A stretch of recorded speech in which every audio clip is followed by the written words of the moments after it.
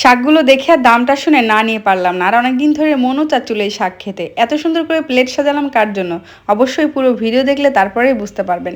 সেদিন চলে গিয়েছিলাম ১০ নম্বরের পার্কে হাঁটতে। আর পার্কের সামনে এভাবে করে ভ্যানে করে অনেক কিছু নিয়ে বসে থাকে। সত্য কথা বললে হয়তো আপনারা বিশ্বাস করবেন না। আমি ১৪ বছর হয়ে গিয়েছে ঢাকায় এসেছি। এই বছরের মধ্যে আমি কখনো এইভাবে করে যে ভ্যানে নিয়ে বসে থাকে এদের কাছ থেকে কখনো কিছু কিনি নাই। কেনার মূলত সুযোগ হয়নি। মন চায়নি তা না। আমার অনেক মন চেয়েছে যে কি সুন্দর করে বসে থাকে, হয়তো এরা একটু কমও নেয়।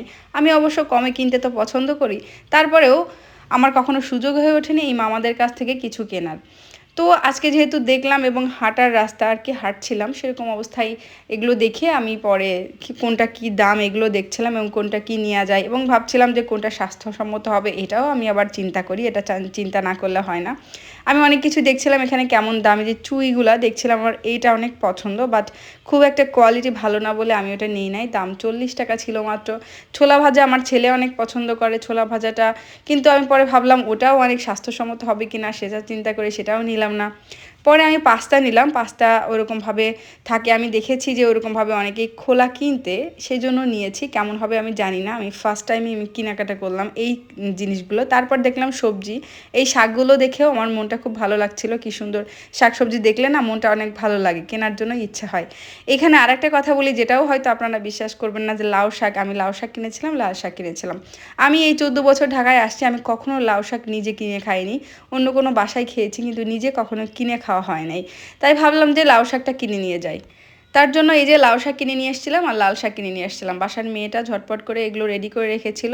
বাচ্চাকে স্কুল থেকে নিয়ে যাওয়ার পর পরের দিন মূলত আমি এই রান্নাটা করেছিলাম, যেহেতু আমি বিকালে বাজার করে রেখেছিলাম। এর জন্য পরের দিন রান্নাটা শুরু করলাম।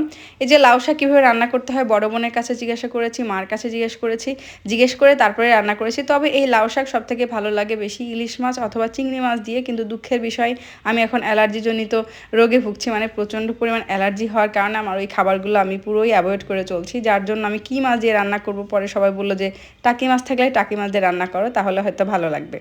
এই জন্য এই যে টাকি মাছ দিয়ে বসিয়ে দিয়েছিলাম। এদিকে মশলা এইভাবে কষিয়ে একটু করে অল্প মশলাই রান্না করার কথাই মূলত বলা হয়েছে, যে শাকটা যেন অল্প মশলা রান্না করি, সেইভাবে করে আমি বসিয়ে দিয়েছিলাম লাউ শাক। কখনো খাইনি, কেমন লাগবে এখনও খেয়ে দেখি নাই। তারপর এইভাবে রান্না করলাম। এবং বাচ্চাদের জন্য আমি এখানে লাল শাক যেটা এনেছিলাম, আমি লাল শাক সবসময় বাচ্চাদের জন্য আলাদা করি আর নিজেদের জন্য আলাদা করি। আমি কেন বাচ্চাদের জন্য আলাদা করি, কারণ বাচ্চারা ঝাল খেতে পারে না। তাদের জন্য আমার অবশ্যই একটু ঝাল ছাড়া তরকারি রান্না করতেই হয়। আর যেহেতু তাদের পুষ্টির কথাও চিন্তা করে তাদেরকে যদি আমি তরকারি ছাড়া ভাত খাওয়াই, নিজেদের তরকারি থেকে আলু টালু নিয়ে ভাত খাওয়াই, তাহলে কিন্তু তারা ঠিকমতো পুষ্টি পাবে না, তাই না? এই জন্য আমি তাদের জন্য সব সময় আলাদা করে তরকারি রান্না করি। যেমন আজকে কী কী রান্না করেছি দেখুন। আজ আমি ওদের জন্য লাল শাক ভাজি করেছি আলাদা করে ঝাল ছাড়া, তারপর ঝাল ছাড়া রুই মাছ দিয়ে তরকারি রান্না করেছি। দেখুন আমার ছেলে এ সম্পর্কে কি বলে। পছন্দ করো? আর এই যে রুই মাছ দিয়ে তরকারি, আমি পছন্দ করি। তাই না? খাবে তাই না? একা খাবে না কি মা খাইয়ে দিবে?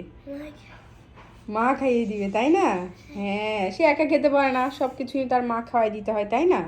ও বাবা।